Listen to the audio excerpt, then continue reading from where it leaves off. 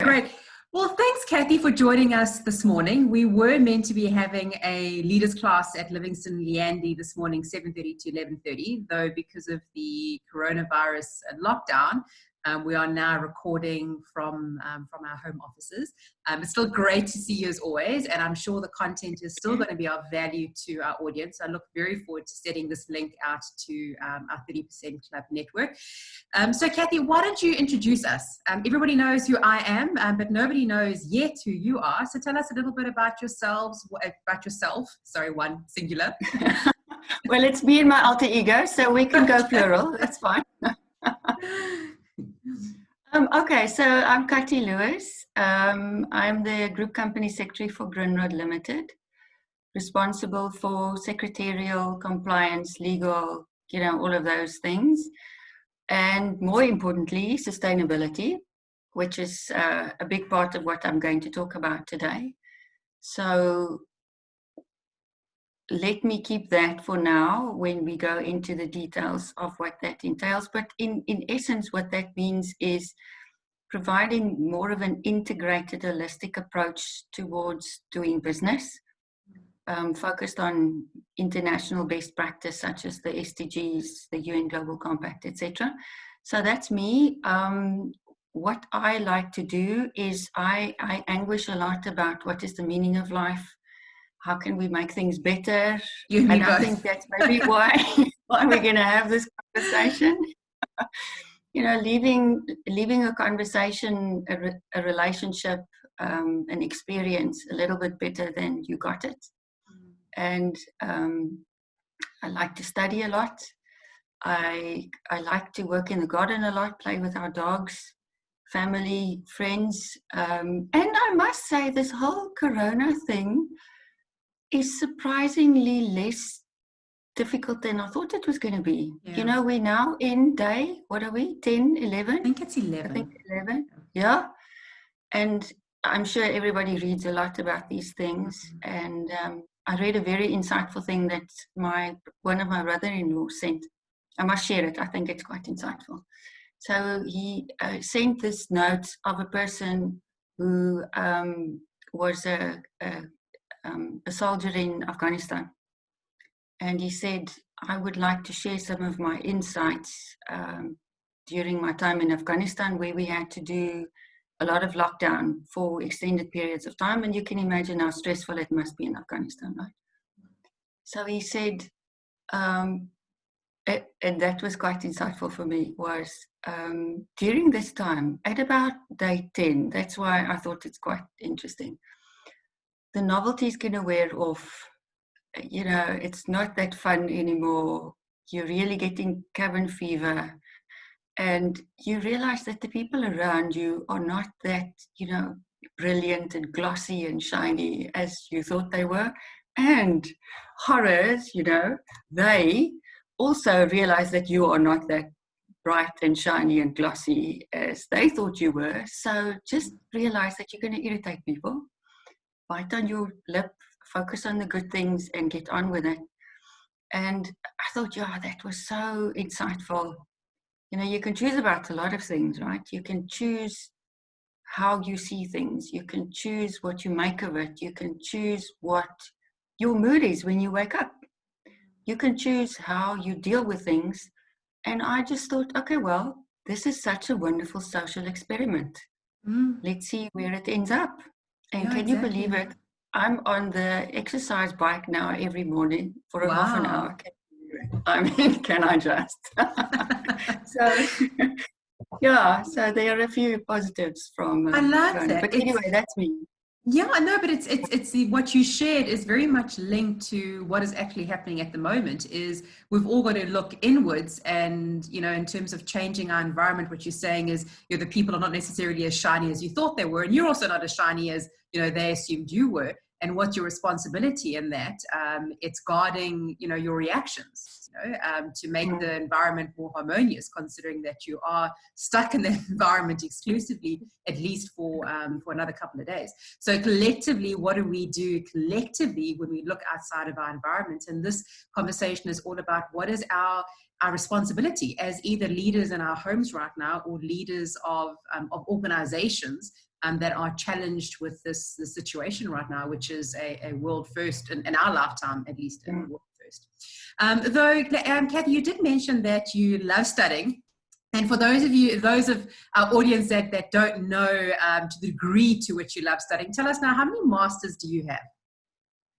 Okay, so I've got 3 masters. I did. Because one is never enough, guys. Yeah. So I did masters in law, contract law, and then I used to practice as an attorney, but you can't hold that against me, honestly. We won't. No, please don't. And then I had a client who came to me and he said, "Oh, I've got this business and I want to create a JV. And can you help me with the shareholders agreement?" And I thought, oh, geez, I don't know enough about this. So I studied corporate law. That I really enjoyed. And then I had my aha moment in my life.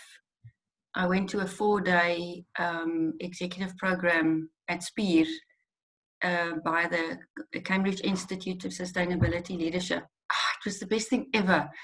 And that moment where you go like, oh my word, this is changing my life forever. And I had that moment and I realized this is what I need to do. So then I asked my company whether they will sponsor me for a master's in sustainability leadership through Cambridge. And can you believe it? They said yes. And I was like, oh, good, this is going to be so much fun. And it was. So I did that as well for 2 years. Best thing ever. And now you're busy with your PhD. Well, yeah, I am working very hard with the University of Stellenbosch and the Water Institute.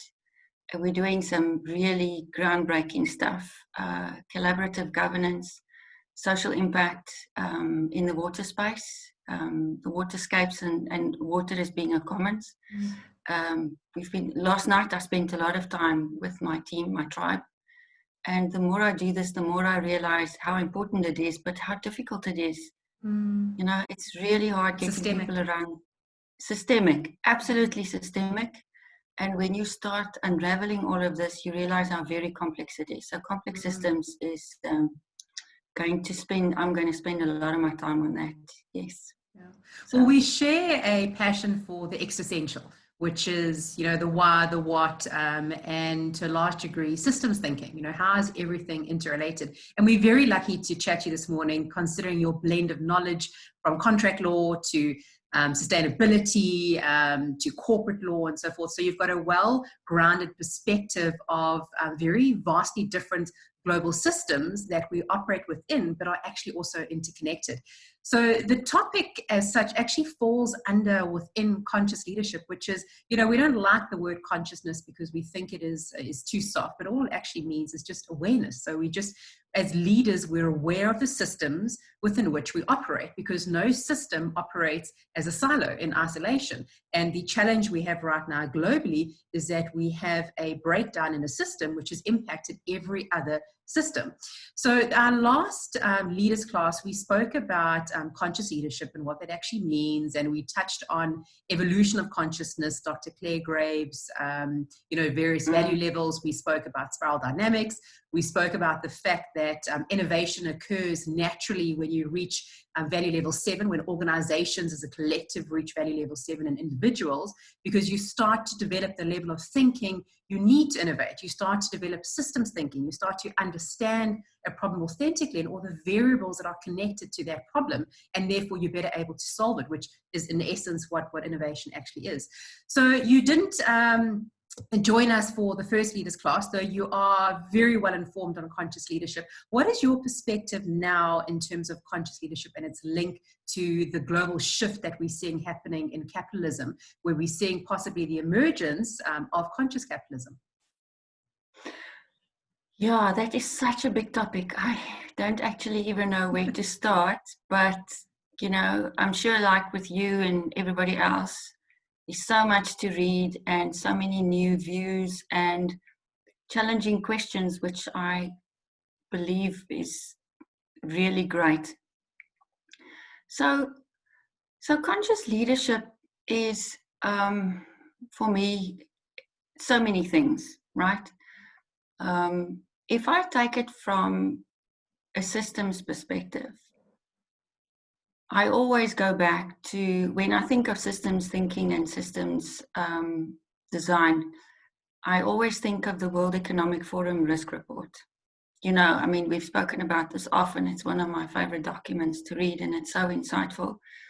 You know, the spider diagram that shows all the top risks, and then more importantly, when you break it up into likelihood and impact, and then you've got the combined one, which shows you the holistic effect of all the risks together. So in other words, if you have certain aspects, like for example, you've got capitalism in the pure sense of the word, where the primary goal is making profit on the one side of the spectrum, and then you've got world problems like inequality, unemployment, gender inequality, poverty, well, all the wicked problems in the world. You've got climate change, you've got water scarcity, migration of people, all of the really difficult things that we need to solve, and you throw all of this in a pot. Then you start realizing how complex life is, and it's very difficult to put a boundary in around something. So you can't really put a boundary around a company and think that a company can exist on its own in isolation and be profitable and successful when the community around it is failing. That's just impossible. Or where you think that an individual can isolate him or herself, especially in a circumstance like this, and be successful. So it's possible. Technically, it's possible. Think about it, and many South Africans live like this. Where you sort out your electricity problem because either you've got solar or generator or whatever the case may be. You sort out your water, you've got tanks, you've got pumps, you've got all the rest of it. You climb in your car and you get to the shop and you buy your food, or you have it delivered to your house. You know, you're sorted, and you're in your little bubble, and around you Rome is burning. So for a short while, it might work, but in the long term, it's a disaster waiting to happen. And for me, this is what leaders and conscious leaders should be thinking about. So when I thought about this, I think there are three key things that we should be focusing on. Well, more than three, but there are three things I would like to point out. The one thing is change. We know change is happening. We know change is inevitable. And generally speaking, it's a scary thing. Most people, it's human nature, you, me, everybody, we don't really like change. But if you want to be truly successful in a way where you add more value than you subtract, then you must become comfortable with change. Then you've got to interrogate it, you've got to make it your friend, and you've got to ask yourself, what is this? And there will be things that you will be able to figure out, but there will also be things that you will not be able to figure out. And that's what leads to the second one, is uncertainty.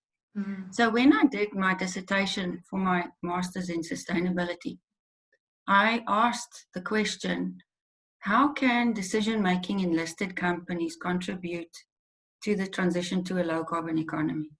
So it was a combination between behavioral economics, and I didn't even know I was going to go there, and a bit of psychology and decision-making, which was fascinating, and then obviously climate change, which I also knew nothing about, so that was also great fun. And you know what was the key thing that came out of my studies was uncertainty. So if you want to define climate change, and I'm using climate change as a proxy of all of these wicked problems and challenges that leaders are facing, is uncertainty.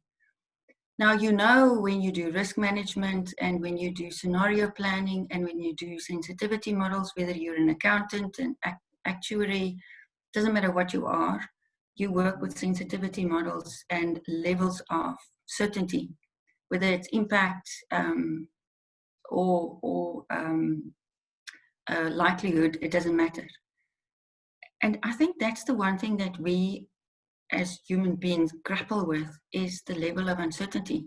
Because, I mean, you know me, I'm a bit of a person who loves to be in control, right? And you and me both, 100%. It's so irritating. I've got my little lists and I want to do everything. It needs to work out. And then I plan my day thinking that I'm in control.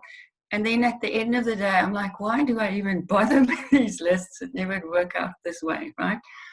But the key thing is that you need to embrace uncertainty and you need to get comfortable with it. And you need to, again, make it your friend and say, okay, this is uncertain.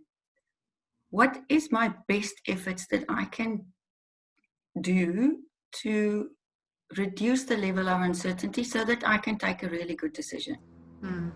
What is the information that I need in order to make a good decision? What is fluff? And that's the one thing that you are taught when you study law, is distinguish between noise in the system and what are the crux. So and there's so much noise. You know? And that's really hard. So you've got to look at all of this, take a step back. And again, I go back to systems and look at it from a bigger perspective and ask yourself, okay, what matters and what doesn't matter? And then you focus on the things that really matter and you ask yourself, okay, what can I do to reduce the level of uncertainty? And often you realize that it is what it is. Like with COVID, like with climate change. We know it's there, but we don't know how long it's going to be. So temporarily, we are uncertain. We don't know what the impact is. We don't know the impact on the economy, on the social interaction. There are so many relationships in the system. It's literally infinite. And that for me is quite exciting, right? If you think about it, it could go any way and it could go anywhere. And does it really matter? I mean, you have to embrace this. For me, I was on a boat once as part of a project. And I actually spent a few days on the boat, first time in my life. And what I remember was when you lie in your bunk. Now I'm a tall person, so I couldn't even fit into it. So you crawl up in your position and you feel the waves. It is the weirdest feeling, but you feel very comfortable and safe because you dive into the wave. And that's how I feel about uncertainty. Dive into beautiful metaphor. The wave of uncertainty and just go with it. Go to your happy place, get Marvin Gaye in your head and you just roll with it, right? And I'm really trying to roll with it. Some days are better than others. Sometimes I feel the anxiety sit here and then I'm like, remember to breathe out. Always a good idea to breathe out, And then you wake up and you're like, oh, my word, here I am. I'm still alive. My husband still loves me. My children still want to talk to me, which is wonderful. I'll say the same about my cats, but anyway, So that's the second thing, uncertainty. And then for me, the crux of everything is balance. So, when you go into sustainability, you've got your 3 domains or your 3 spheres. You've got your economic sphere, where you want to strive for being economically productive. Then you've got your social sphere, where you strive to be socially inclusive. And then you've got your environmental sphere or natural sphere, where you try to be environmentally sustainable. And don't get me wrong, I am a fan of capitalism. I'm just not a fan of how people implement capitalism. And I wouldn't say fights, but huge, interesting arguments and debates with my family. And at one stage, they thought I've lost my mind completely. And I said, it's not working, dudes. It's clearly not. Yeah.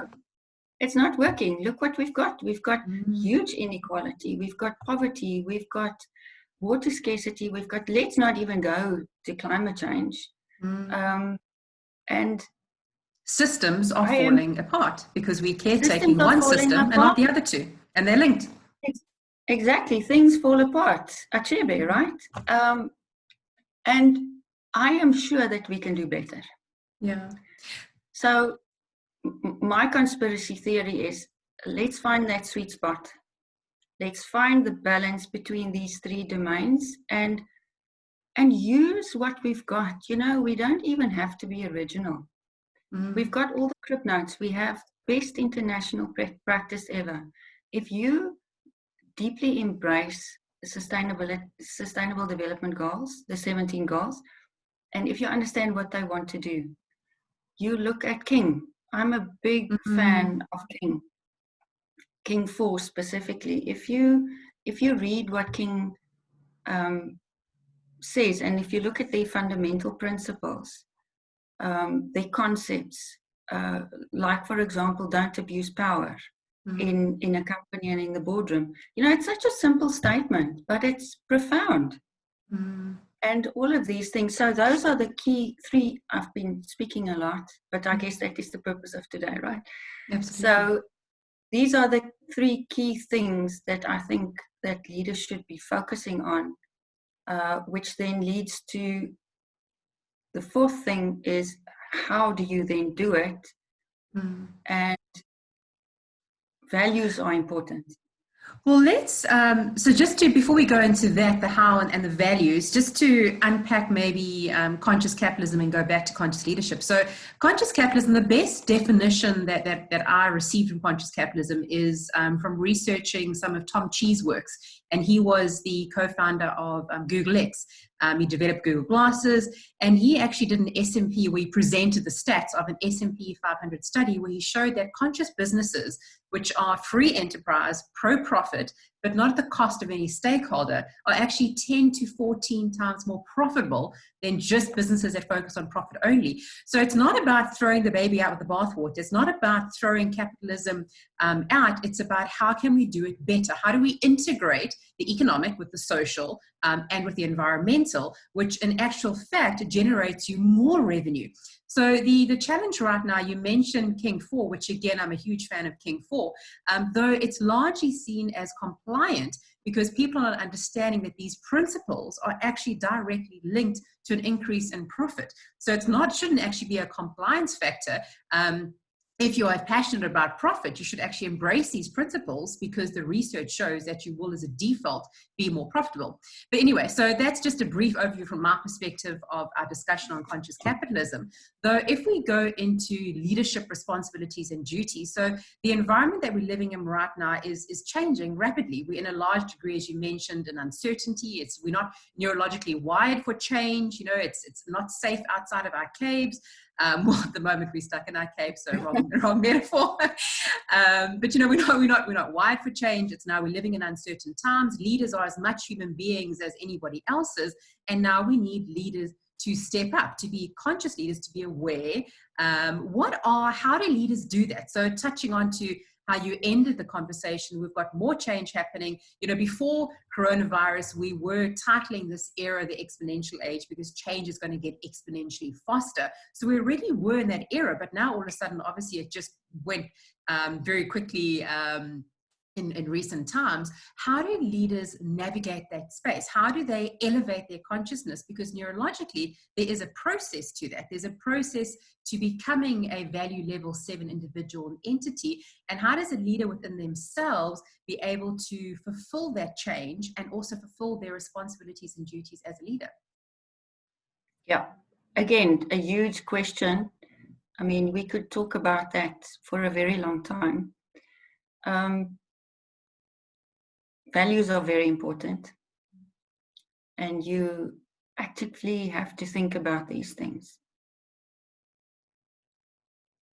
When I did reading for my dissertation again, I came across a group called the Net Positive Group. They were established in about 2015.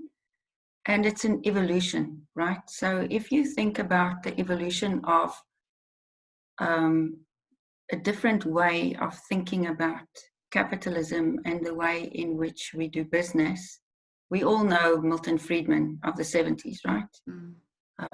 Famous economist, and he said the only main purpose of a company is to make profit for its shareholders. And that was the shareholder model, which many people still believe is the purpose of a company.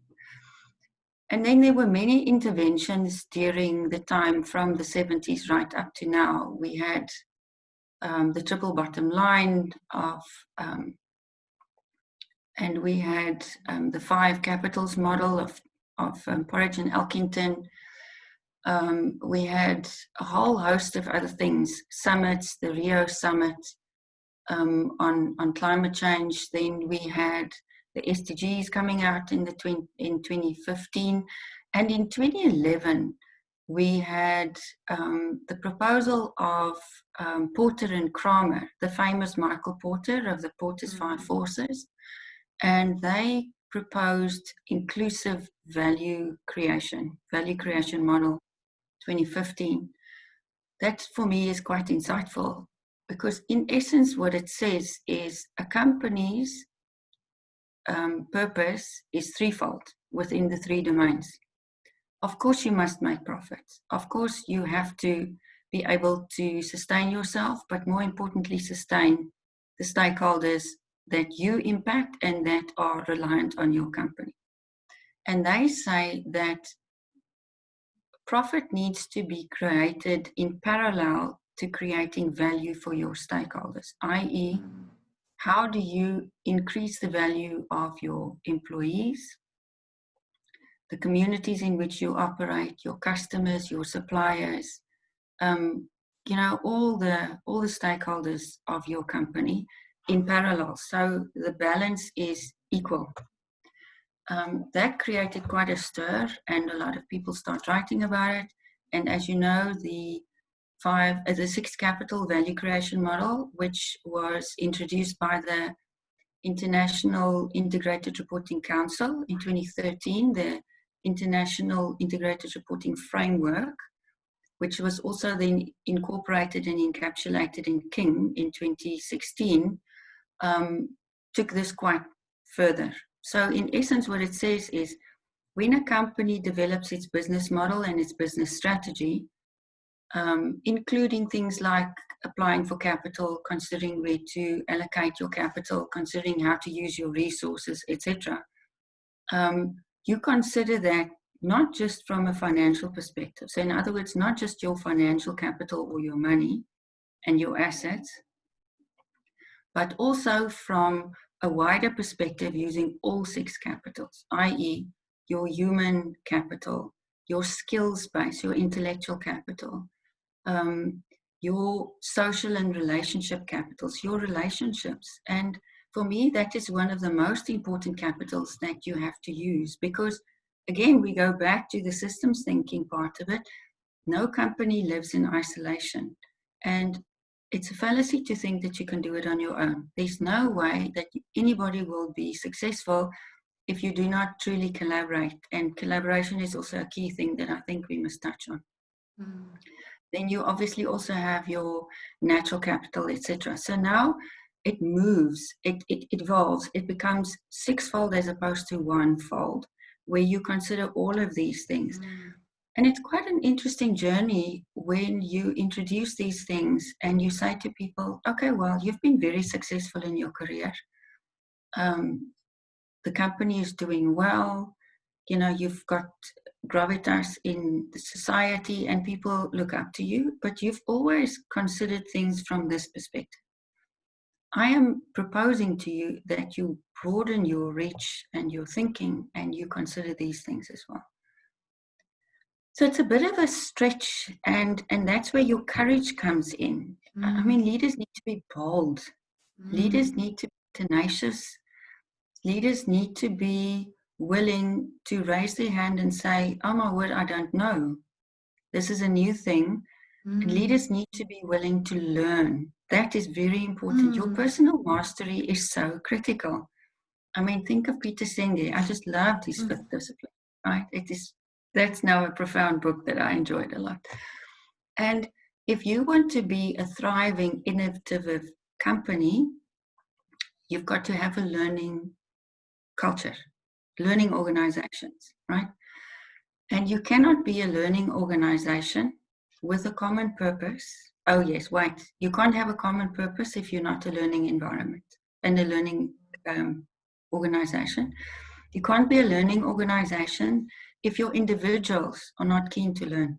Mm. So I'm always amazed at people who don't like to read and who are not curious. Oh, another key thing, a learner, a leader, a true, really good leader must be curious. Yeah. You must, I have huge FOMO. I'm constantly thinking, oh, wait, I don't know enough, you know? You must be searching for truth and searching for new information and asking questions and saying, but why is this and what is the link? And then you read something and then you realize, oh, but it's dependent on this, or it's interconnected to this. And then you go off on a tangent and then you go and read that. So you need to have discipline, because you also have to pull back yourself and realize this is a never ending story. Yeah, you will absolutely. go down that rabbit hole and you will never come back. So it's very disciplined and you've got to focus, but you have to keep your sense of Balance. curiosity and sense of humor. You know, Yeah. come on, life is not that serious. You have to just sort of not take yourself seriously. I was watching a bit on the TV just now, and they were interviewing the one chef. And what struck me was his humility. He's very successful. You know, he's prosperous and he's doing well, and he's made a huge difference from where he came from. But he has no hubris. You know, he's very humble, and he's like, yeah, you know, it was hard, but I managed to do it, and it's all cool, and that sort of thing. So that's another key element of a leader. Just keep your feet on the ground, as one of my CEOs always told me. Just do not think that you are one step below the angels, because none of us are. Yeah. And focus on the key things. So to come back a bit to my story, the 6 value capital, value creation capital evolved with this net positive group, which is very exciting. So they take it one step further, and this is where I'm in that space. I tend to align my worldview with what they are saying. They refer to it as a handprint and a footprint. So we all understand the concept of a footprint.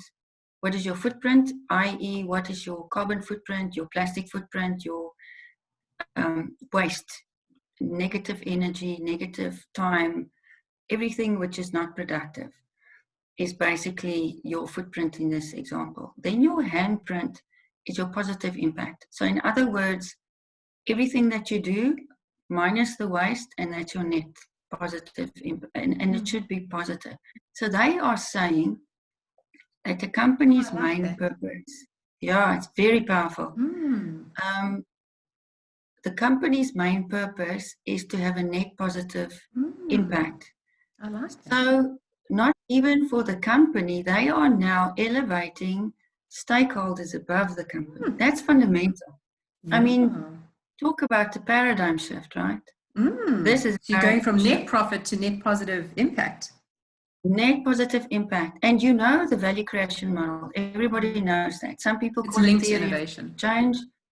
Yes, absolutely. And some people call it your value creation model, where you start with your inputs, your business process, your outputs, which are your products and services, and then your waste, your outcome. And I say, forget about all of that. I'm only interested in your impact. Because you could be busy the whole day and having meetings and emails and what, but your impact could be 0 or even negative.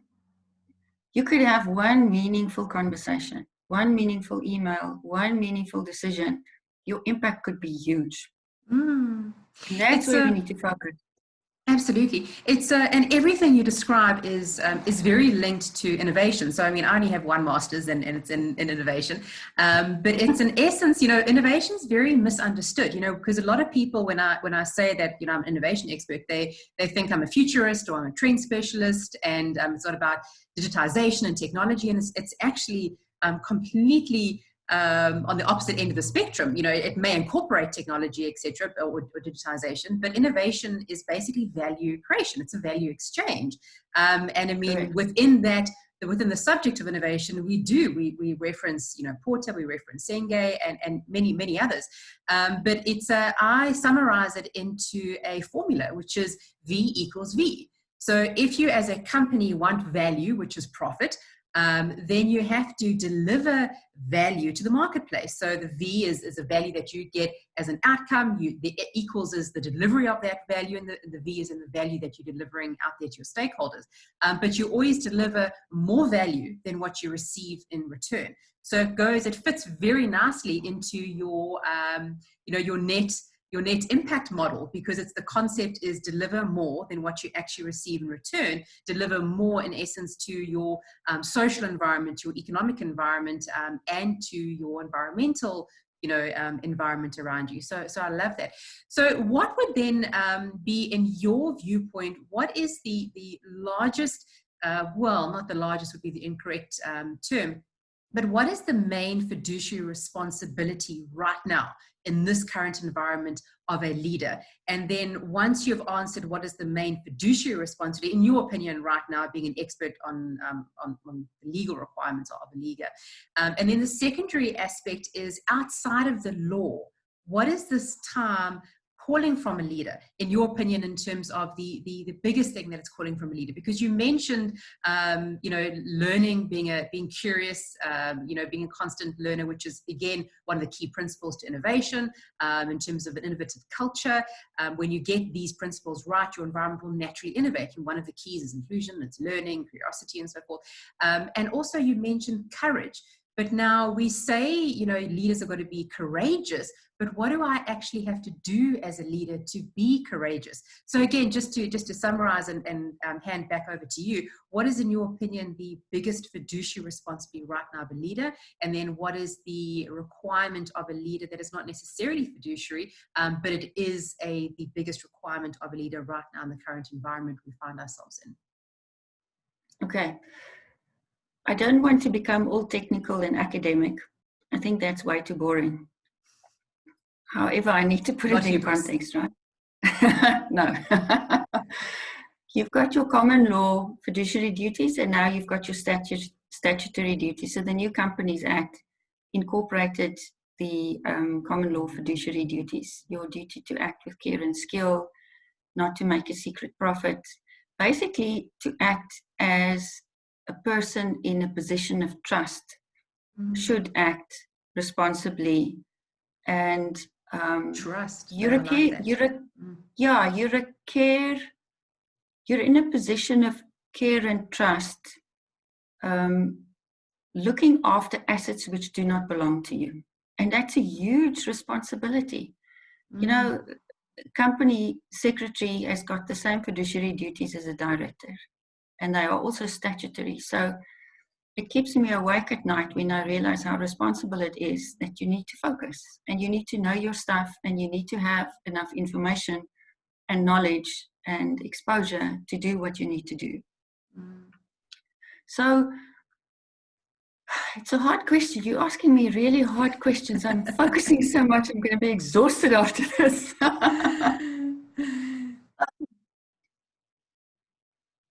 I would think under these extraordinary and strange times, honesty and integrity, I would place as key responsibilities. Because let's be honest, none of us have the answers at the moment. All of our leaders, and I am encouraged and I'm grateful to see how many leaders are stepping up. I'm looking at my colleagues at Grindrod, and I am so proud of them. Geez, I tell you, Wendy, they are doing a sterling job. And I don't say it because they pay me. Yeah. It's just like, we have daily morning meetings, and now not every day, but we check, and the operational people you talked about stepping up. They are stepping up like nobody's business. They are focused. They are taking a broader view. You must be able to think, I think this is a key thing. On a short-term basis, dealing with a crisis right now, in our world, how do you assist port activities to get vessels in and out, unload, offload, making sure that essential goods are transported, and, think about it, we are sort of the glue that keeps things together. If you don't have logistics, you're going to really battle. how do you get essential things to the end user? And you need to be clever. I mean, you've got to think out of the box. If I think of my operational colleagues, boy, a boer maak 'n plan, right? They just really come from a different angle. And then when I listen to them, I'm like, oh, this is so interesting. I would not have seen this coming.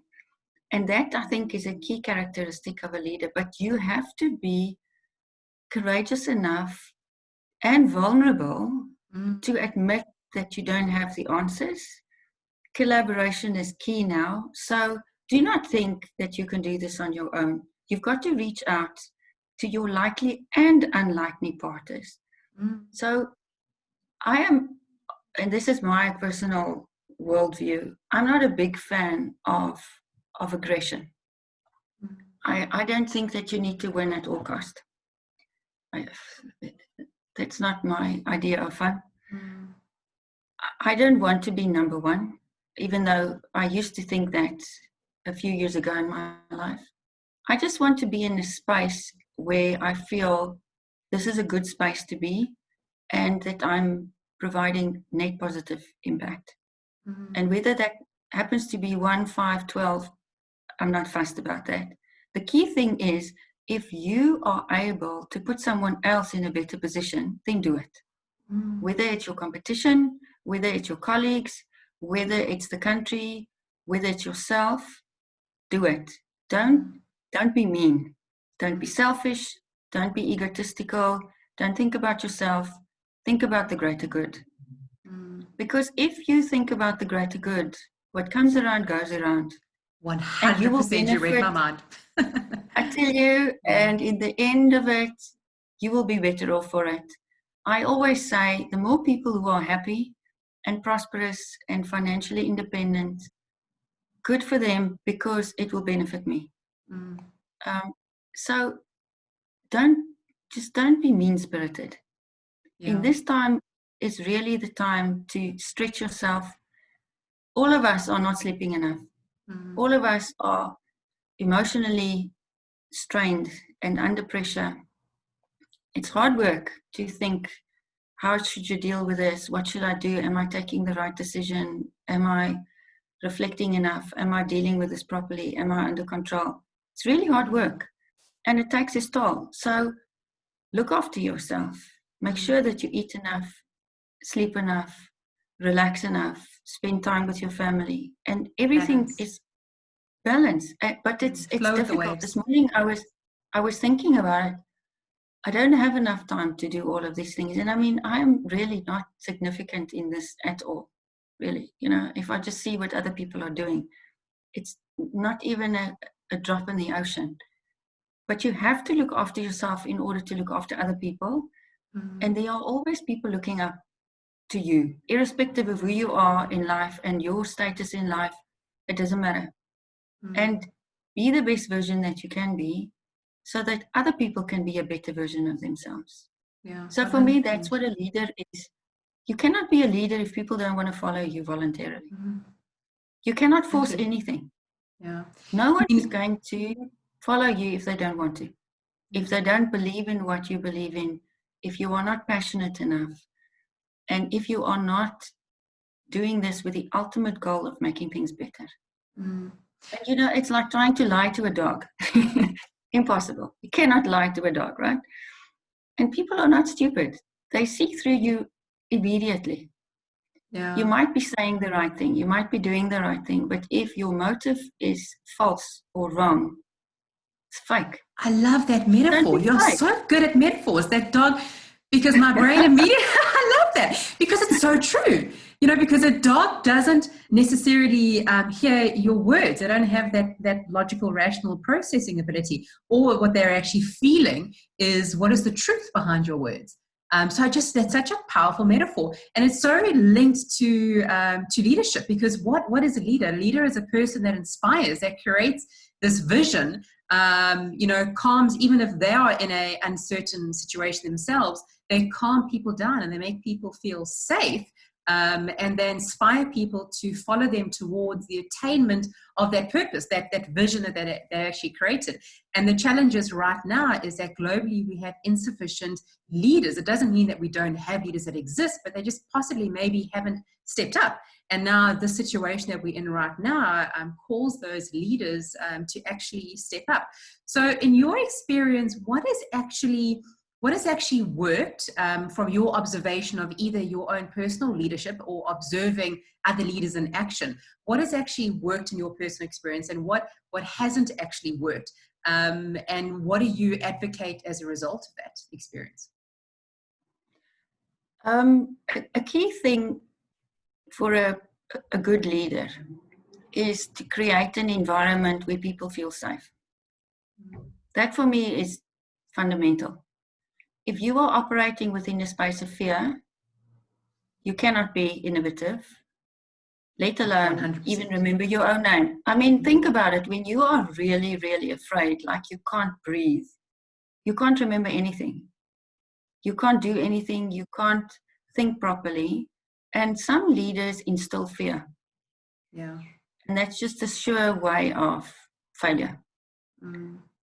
So the core thing in my view is create an environment of fun and trust and respect.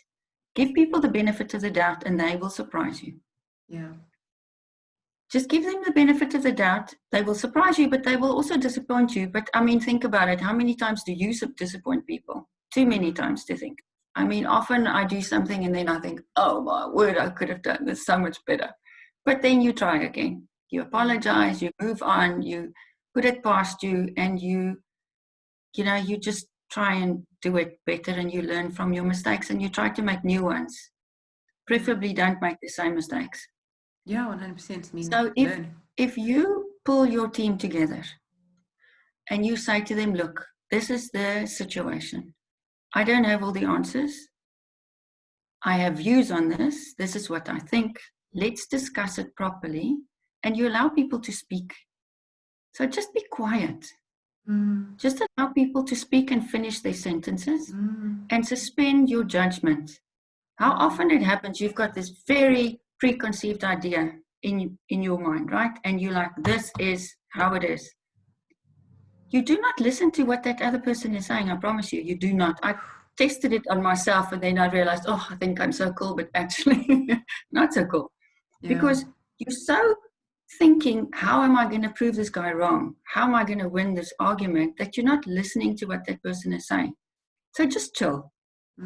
Suspend judgment, listen deeply to what this person's saying, and take a moment before you answer. Think, what is this person saying? I don't align to his worldview, but does this person have a point? Should I be changing a part of my life view and worldview because now I've got more information? Another metaphor, a basket with lots of information and thoughts and experience and expertise and all the rest of it. You need your basket to take a decision, and life is all about decision making. You can only take a decision based on the basket you've got. So now you take a decision, and it was the best decision under that circumstance with that amount of information you had.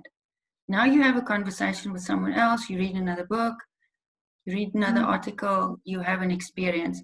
Immediately your basket becomes bigger. Love that. How can you still have the same idea about life? Come now. Got to change it, right? I love that. Which is why, yeah. Sorry. So that is why I think it's a strength to change your mind all the time, as opposed to it's a weakness. I love changing my mind. I love that. If you are applying your mind, come to think of it, and if you are changing it in the right way. Very powerful. And I love, again, that the metaphor of the decision-making basket, which is why, I'm so pro, there's a lot of noise out there in the media at the moment, but I'm pro freedom of speech. I don't believe it's a correct decision to curtail people. It's more about steering them in the correct direction as to how do you think analytically and critically. But it's all got to do about, that basket and the the bigger my basket of information is, the higher the quality of my decision making. Again, if I have the skills of analytical thinking, critical thinking, and so on. Oh, and by the way, that's another fiduciary duty of a director. You've got to be taking all reasonable steps, as a reasonable person should. Oh, I sound like a lawyer now. To make sure that your basket is full enough to take a good decision. That's brilliant. That's brilliant. Yeah. So if somebody doesn't listen to me, I can say that they are. Yeah. It's a fiduciary requirement to listen to me. Yeah, it links up with a business judgment. That's great. But anyway, so I'm thinking your question: what should a leader be doing? Create that enabling environment, and then secondly, focus on your team. Focus on what are their key strengths, what are their weaknesses, what are their fears, what are their aspirations, what are their dreams, what is their worldview. Get to know your people really well. And analyze them and think about it and say, okay, I've got this team of amazing people, and it's all about the collective skill, not so much the individual. And that's also what King says, right? Comprise your board and your committees of a collective as opposed to an individual. And the team must gel. And it's your job as leader to make sure the team gels. And that is hard work and discipline. Because you've got all these people, and the higher up you go generally on the hierarchy, the more powerful the relationships, the personalities. And you get people who tend to grandstand, and they're like, oh, do you know how important I am? And if it wasn't for me, the company wouldn't exist, blah, blah, blah. So your job as a leader is to acknowledge the excellence of your individual people, but just calm them down and say, okay, we understand you're a rock star, but honestly, you're still just part of a band. And the guitarist is not better than the drummer, is not better than the lead singer. 100%. Now, if you think of Queen, I do think Freddie Mercury was quite excellent. Okay, so with the exception of Queen, absolutely. And again, with innovation, it's when you understand it similarly in its depth, you understand that no one person can innovate as a silo in isolation, because the skills that go into innovation, again, when you break it down and you dissect it and you truly understand it, again, they just require so many different neurological skill sets that you cannot innovate alone. So you need that bucket, we'll call it maybe the neurological bucket of skills, and if you don't have everybody in the bucket, you're just not going to basket, apologies, you're just not going to be able to innovate. So you've actually articulated beautifully the actual climb from value level 4 or 5, which is the business world at the moment, into 6 and into 7. So 7, value level 7 in terms of spiral dynamics, that's where you see natural innovation, you see naturally conscious leaders, you see conscious capitalism, and you see the emergence of, as I say, systems thinking and inclusion, which is key to overcoming judgment, which blocks obviously the goods from going inside the basket. And you mentioned the ladder to get there. So 4-5 is very much about letting go of a lack of empathy and cultivating that understanding of compassion for all stakeholders. Then you go into 6, and you mentioned well-being, how key well-being is, because 6 is all about cultivating self-value, self-worth, self-respect. So yes, you are called to be compassionate givers of value to all stakeholders, but you are only give as good as you caretake yourself. So you need to be able to have those healthy boundaries and so forth. And then you shift into 7, which is, again, that for me is the domain of natural innovation. And you mentioned fear. So leaders right now are grappling with a huge amount of fear. They need to be able to successfully navigate that fear, let go of that fear, because it also, again, in terms of innovation, as soon as you operate from a place of fear, you're operating from your limbic system. And as soon as you're operating from your limbic system, you actually contract. You neurologically contract. You actually dumb down your IQ, which means you're not going to be able to think as creatively right now. So now in the situation we're in right now, you need to be accessing the frontal lobe of your neocortex, which is the seat of creation. And to be in that place, you need to let go of fear to have optimum creativity. What are your views on that? Is there anything else you can add in terms of the shift from 4-5 right now in terms of the global business space through 6 and through 7, and to be able to successfully navigate in 7? Yeah, I love spiral dynamics, as you mentioned, and I find it so insightful and profound. And in order to operate at level 7 is a tremendous amount of work and self-discipline and self-reflection. I don't think it's possible to operate at level 7 consistently if you do not have high levels of emotional intelligence and adaptability intelligence. So, you know, everybody talks about IQ. It's helpful when you are intelligent and you grasp things quickly. It's even better if you are emotionally astute and you are able to maintain good relations, because, as you know, emotional intelligence is all about being comfortable with myself and becoming really comfortable in my own skin, and that never stops. You actively have to work on it, and that for me is self-reflection.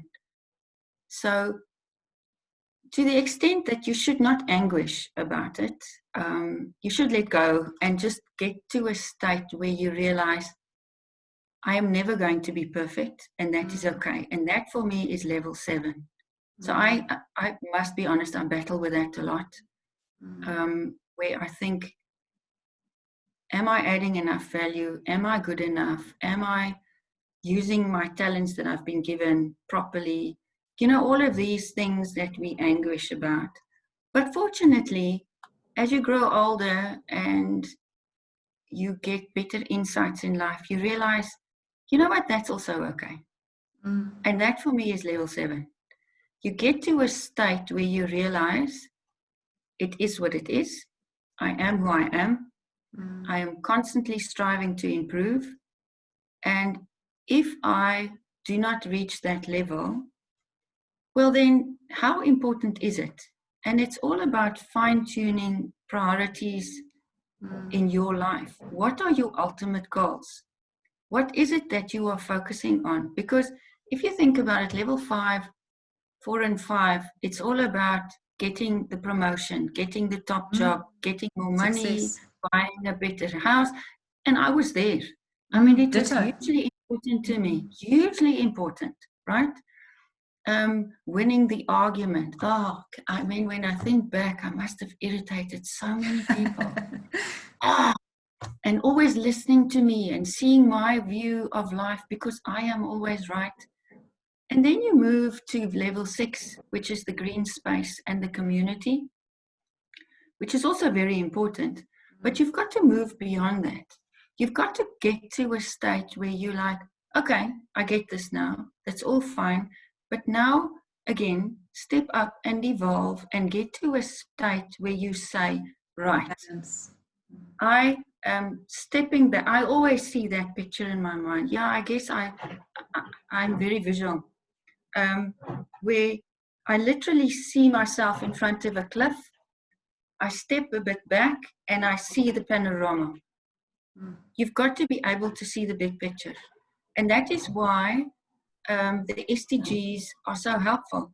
Because if you can have a helicopter view of life as we see it, and you can see all the elements within the system and appreciate that the system has got so many more elements that you're not even aware of, that's step 1. But then move on. Step 2 is diving into the relationships between the elements. So the nexus between food, water, energy, for example. And I mean, I could talk forever about that. The nexus between climate change and mental health. Speak a lot about that as well. So now you dive into these different elements and the relationships and how it pops out in the system. And that is interesting. And then because you are comfortable with yourself, you're comfortable with who you are, what you've achieved, and also your achievements don't matter anymore. It's not that important anymore. Again, it's the impact. Where do you go? You know, what are the next level of conversations that you have? You start to realize that the whole system is not defined by the elements, but the system is defined by the interactions, the interrelationships, the interdependencies of the elements. That for yeah. me is exciting. So if you get to that stage, you're like, okay, we can do a lot with this. And then you pull people in. And as soon as you have a new team of people, a new tribe, the conversations change, the dynamic changes, and then you can work your way up the spiral. And it's going to be uncomfortable, and you're going to grapple with a lot of things, but you cannot do it in isolation. It's like you cannot properly solve a problem and wrestle with something with your alter ego. You need someone else to bounce it off and to discuss. And that's what I find often is very difficult. If you work in isolation, it's not optimal. And that is also what level 7 says. It's a teams thing, right? It's a community thing. It's a collaboration thing. And I wonder sometimes how many people really truly understand what collaboration means. Because that's one of those words we use. Many don't. Yeah. We collaborate. But collaboration also means sacrifice. And level 7 is also about sacrificing and understanding where you fit into the system. Some days you're the statue and some days you're the pigeon, and get comfortable with it. It is what it is, right? And no, 100%. It's in terms of collaboration, I only really understood it when I had my little, midlife crisis out of, capitalism, and, went on the whole mountain to Tibet, and who am I, what am I, what's my purpose, had all those existential questions. And I was lecturing and doing my master's in innovation. And only when I did the deep dive, seminal dive into what innovation is, did I truly understand collaboration. That I truly understand that neurologically, just you are not capable of serving the system and yourself, in the system, unless you collaborate, for many, many reasons. Never mind, as you said, you need the alter ego, you need perspective outside of that, but just in terms of your neurological skill set and how you process the world, so it goes back into what you're saying about the decision-making basket, that you need all of those elements to be able to then sift through the basket and then make an informed decision, which I love the fact now that that's actually a fiduciary responsibility. So how would a leader navigate this space if they are, because everybody's at different stages of consciousness right now.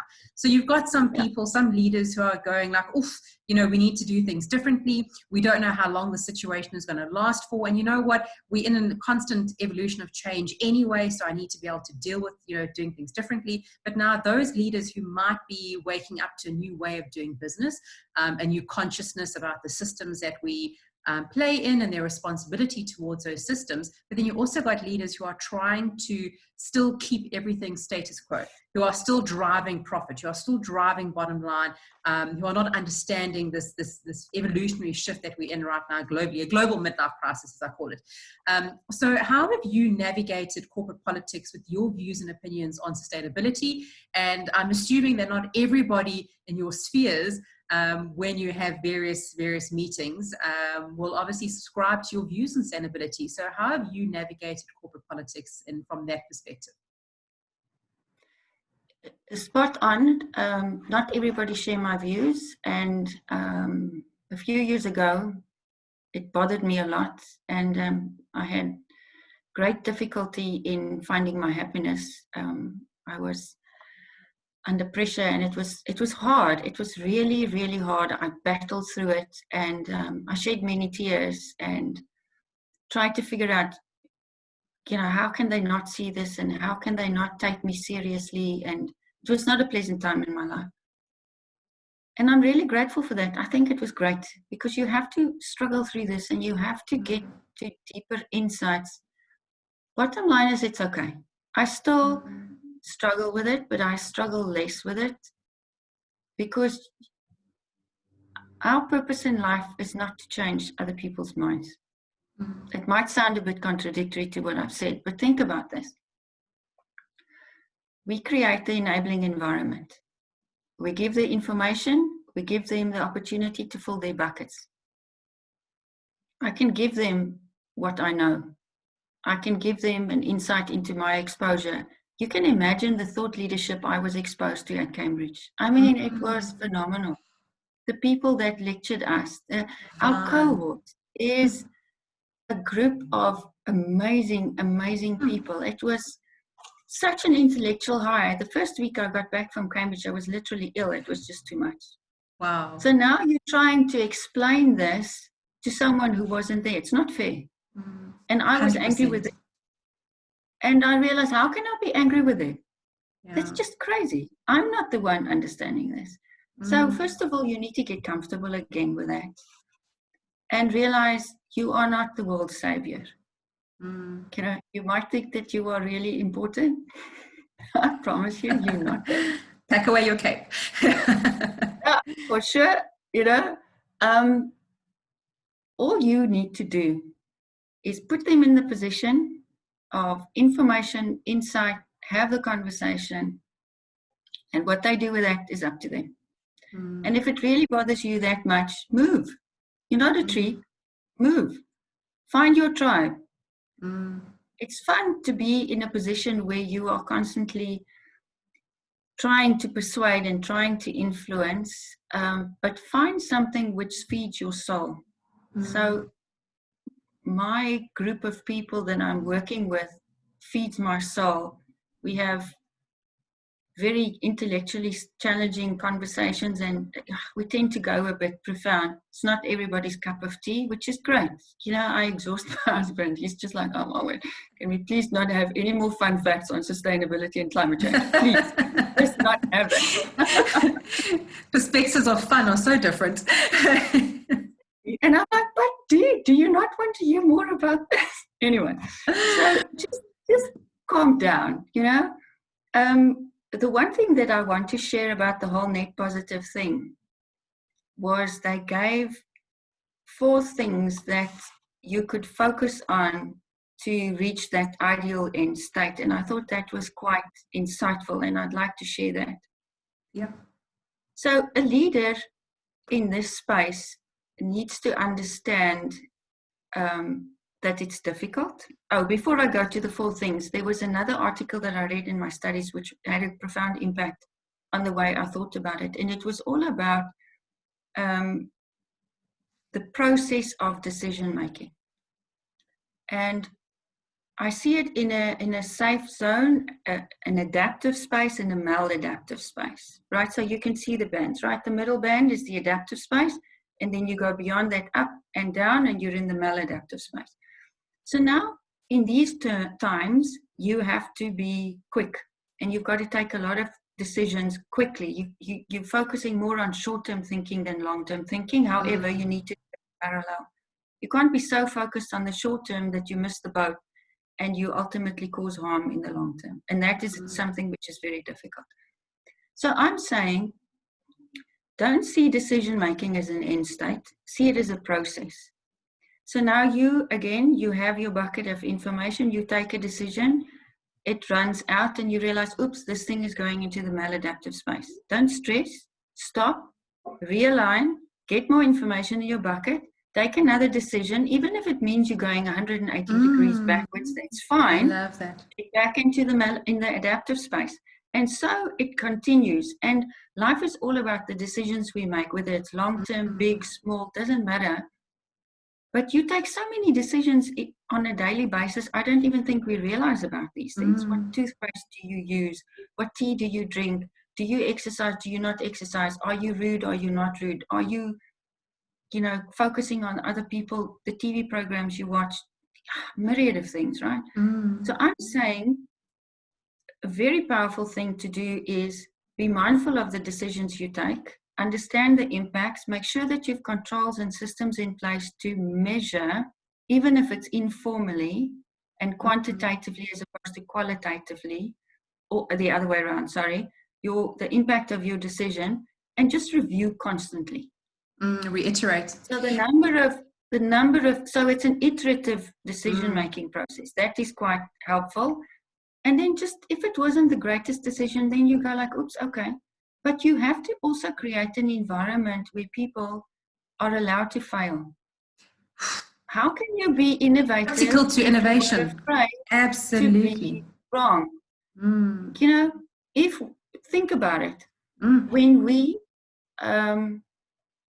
write something for the first time, I have never written a report in my life where the first version is the final version. We don't climb on a bike and we can ride a bike the first time. You don't wake up this one morning and you can run the comrades. Everything is practice. And you make mistakes. And for me, making mistakes is a very valuable thing because better at getting insights. That's how you learn. And if people understand that it's a critical part of this process, you must make mistakes. And you must push people to say, go forth, be a frontier cowboy and ride into the sunset and come back and tell us what you found. And if you make a mistake, happiness. Just get back into the adaptive space. And sometimes we're so petrified of making mistakes and looking back. You're a failure. You're an absolute failure that you just go, okay, I'm not just going there. But then how would you get that breakthrough? How would you make that fundamental change if you're not allowed to go into the frontier? Yeah, 100%. Yeah, it's I mean, my whole being was like, yes. It's so key to innovation. You know, I know from your perspective and your passion, you want everybody to study sustainability. I want everybody to study innovation, you know, because they would just see. It's the same thing, Wendy. We're using different words. We're saying the same thing. Yeah, absolutely. Sustainability, governance, innovation, integrity, synonyms. Yes. Okay, so on that, I want to just talk about those 4 things that I found on the Net Positive, which I thought was quite helpful. So first thing is, understand what is your materiality. And King talks about materiality, the integrated reporting framework talks about it, but it's quite an important aspect.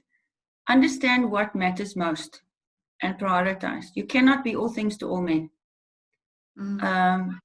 And identify those things. And I find if you can put it on one hand, then you tend to remember. If it goes to 2 hands, it's too much. And also it fits nicely on a page. So if you're a bit of a neat freak, it looks pretty, right? But neurologically, after 5, it drops, you know, then you can't go actually more than 6 in terms of priorities. 5 is the ideal, one hand. Yeah. So focus on what is really important, but remember, think widely. Don't just focus on what is important for the company. Think what is important and material in the broader sense of the word. Then secondly, your favorite, systemic. So understand how your decisions, your actions impact and change across the entire system. So you have to have the ability to see causality. So think about it. A pebble drops into water and you've got the ripples. Systems. Ripple 1, ripple 2, ripple 3. What is your ability to see ripple 17? So sometimes it's a bit too far, the causality is too stretched, but at least understand the first few layers of causality. Because it might be that your pebble drops here and the ripple jumps out over there in the system, but the impact might be so severe for you or other people that it's important. So you must be able to see all the ripples to understand which one is important and which is not. So you cannot just see it in a binary way. You can't just see 1 and 0. It doesn't work that way. It's got to be systemic. Then regenerative. Understand what is your long-term sustainable impact. In other words, not just on a once-off basis. Some decisions and actions have got a long-lasting impact. And understand what you are doing. Is it a short-term thing, both from a positive or a negative thing, or might it have a longer-term effect? And another thing, what I've learned is sometimes you do one thing and it's good in the short term. It solves the problem. It's like you have an operation, you drink Myprodol, it takes your pain away. Good thing. Day 2, you drink Myprodol. Day 17, you drink Myprodol. Day 35, you drink Myprodol. What happens? You get hooked to Myprodol. I'm just using an example. Yeah. So an example of where something is good in the short term, do not assume that it will be good in the long term. And reiterate. And reiterate and understand what is your long-term impact from a sustainability point of view. And that is where it links to short, medium, and long term. There's a reason why King talks about creating value in the short, medium, and long term. It's a lot of words, and people are like, yeah, just get on with it, just get to the point. But that is the point. Understand that you need to be able to operate on 3 levels simultaneously, which is flipping hard. Yeah. And that is where I find a lot of leaders battle to, especially under times of stress, and you don't have enough time to think things through, and you take a lot of subconscious decisions, which is not bad, by the way. We use our heuristics and our rule of thumb. We take more decisions subconsciously than consciously in any event. 95% of everything we do is unconscious, yeah. Yeah. But the more you activate and you grow your basket of knowledge and experience, the better your subconscious decisions become. It's obvious. Your intuition, yeah. Yes. So I go a lot on my gut. And sometimes it's an epic fail. But it doesn't mean just because it was an epic fail that you shouldn't continue doing it. You must just, again, realign and learn where you made the mistake. And then the fourth one is transparency. If you want to create an environment of trust and openness, and where you encourage people to, within reason, take risks, I mean, never be irresponsible. That's just stupid. But take a calculated risk and understand to the extent what your impacts might be and the consequences might be if you do take a decision, and apply discipline and think about it, but then allow people to go forth and conquer and be open about it. So I can't remember whether I sent it to you, that YouTube video that Simon Sinek sent out, where he spoke to one of the you did. I loved top military people, where they said the whole fight against ISIS and Islamic extremism is similar to the spread of the coronavirus. I found it so insightful. And the courage it took of the main leader to open up the conversations to anyone, where they dial in, be vulnerable, listen, and, well, be a passive, being passively part of the conversation. You don't speak up, but you can listen and you can participate in that way. So can you imagine if you're in a company and you say, okay, once a week or once every day for an hour or 30 minutes or whatever, love it, I will have a conversation with my core team, and I will allow all employees to listen in. And we talk about important things. Yeah. I mean, it's stakeholder capitalism. Employees are stakeholders. Can you imagine the buy-in, level of trust, the trust you will build? I think that would be quite a powerful thing.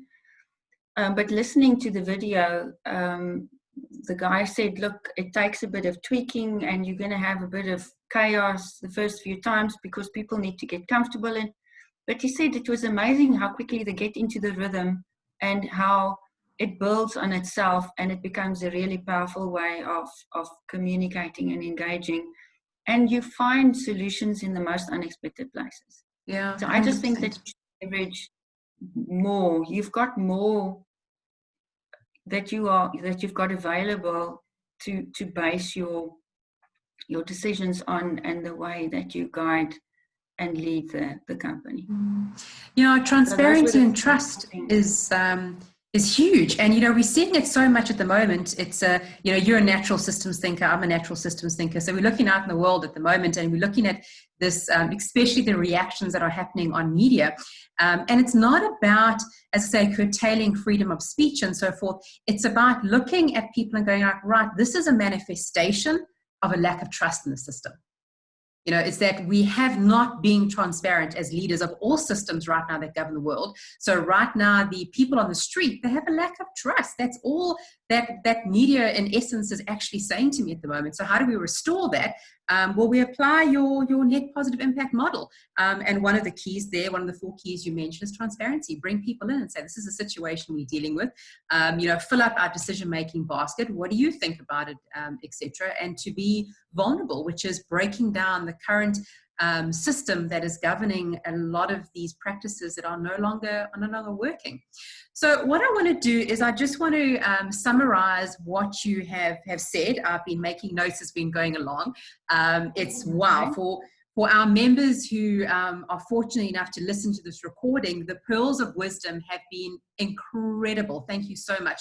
So, and just before I summarize, one of the notes I mentioned was we were talking about navigating politics and how, when I became passionate about a lot of these concepts, and you were saying when you became passionate about these concepts, you wanted to just, bash the world, and to get their buy-in, and then you start to realize, hold on a second, it is the responsibility of the higher level of consciousness to adapt to the lower level of consciousness. You have to have empathy towards people who don't yet understand these concepts.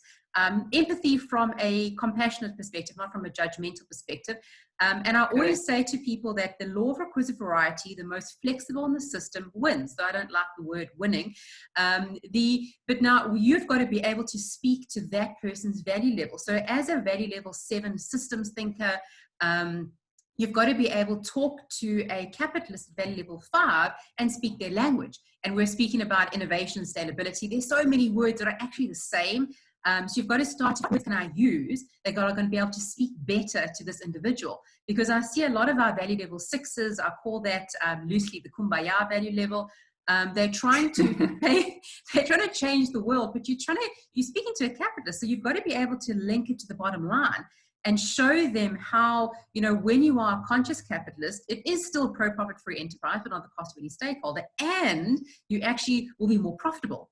So bring it into their reality, bring it into the words that they actually understand, the value to them, if you want to get maximum buy-in. And also what I've learned is learning the art of asking the right questions, get people to think, bypass their critical faculty, and ask them, well, why do they believe that? And what about a new way of doing things instead of pushing information down people all the time? So again, just to summarize, we spoke about the uncertainty that we live in at the moment. And I love that metaphor of the wave. I'm definitely going to be using that metaphor, that you need to be able to go into the wave and adapt in this uncertain time at the moment. We spoke about how, we need to focus on value creation, and that links into understanding the systems that we play a part of, the economic, the social, and the environmental. We need to be collaborative. For many reasons. We need to collaborate across silos, not only within our own environments, within our own ecosystems, but actually within broader ecosystems, within other corporates and other players that all play a part of the stakeholders within which we operate.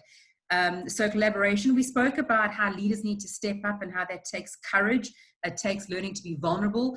We spoke about how we need to adopt learning mindsets all the time. We need to be curious.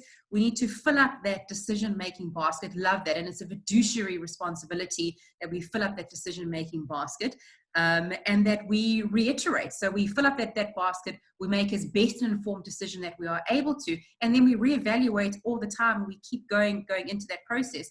Because one of the challenges that I foresee is a lot of companies, they think they're innovative. Again, you've got to seemingly understand the term before you call yourself innovative, and you actually can't even call yourself innovative. Only somebody else can reflect on you and call you innovative. The same thing as authenticity, right? So it's to be innovative, you need to be able to make decisions and to not have a fear of failure. You need to be able to have fluidity in your decision-making process, taking into account certain mitigating factors and filling up your basket and so forth. But a lot of corporates right now have so much bureaucracy and so much fear around making fluid decisions that right now they're paralyzed. You can't be paralyzed in these environments. You need to be able to act. And we spoke about how that movement from 4, 5 into 7, where you've got to cultivate empathy right now for all stakeholders. You have to focus on your well-being as well, you know, that you can only give as well as you are taking care of yourself right now. You need to let go of all of those fears to be able to step into that value level 7, which is all about inclusion of systems, inclusion of self, inclusion of others, letting go of judgment. Judgment is a huge barrier to innovation and to being able to successfully navigate these times. And then we spoke about the values that we need to have right now in terms of honesty, integrity, and trust, which we are seeing is largely lacking at the moment. And then the last thing that I'm summarizing is the net positive impact, which I am now obsessed about. I love it. Because for me, that's just, I love it. I have a new word, well, 3. So now you can go and Google it and see how much they've done since 2015. Really? Sure. Well, it's, for me, as I say, the model of capitalism isn't working. So we now need conscious capitalism, which is still pro-profit for enterprise, not the cost of any stakeholder, which in essence is net positive impact. So now we're turning the net profit to net positive impact. And again, it links into my research in terms of innovation, that innovation is a value exchange. And every relationship that you have in your life is a value exchange. And you always give more than what you actually receive in return. So, and then, as I say, the last thing that you ended off at is explaining what the net positive impact model is, which is number 1, materiality. One hand, prioritize everything into one hand, and there's actually neurological value in that we normally actually lose significance from 5 down. Understand systems around you, be systemic, understand causality. How are all these ecosystems impacted? How are my decisions going to impact all these ecosystems?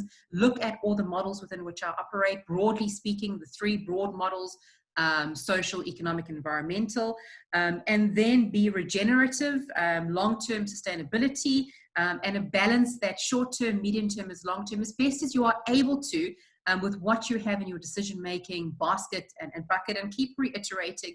It's okay right now if we don't make the right decisions, but just keep reevaluating and going back. And then the last thing was transparency. How key right now, the time is calling for transparent leadership.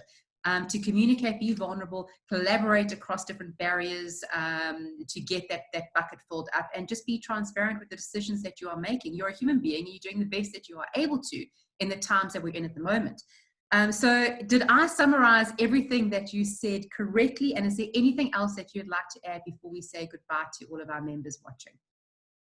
I think you did a splendid job. Thank you, Excellent. Thank you. Thank you so much, Cathie, for your time. It really has been amazing. And I look forward to further conversations with you in the future. Thank you very much. Thank you for inviting me. It was lovely speaking to you, as always. Thank you. Bye-bye.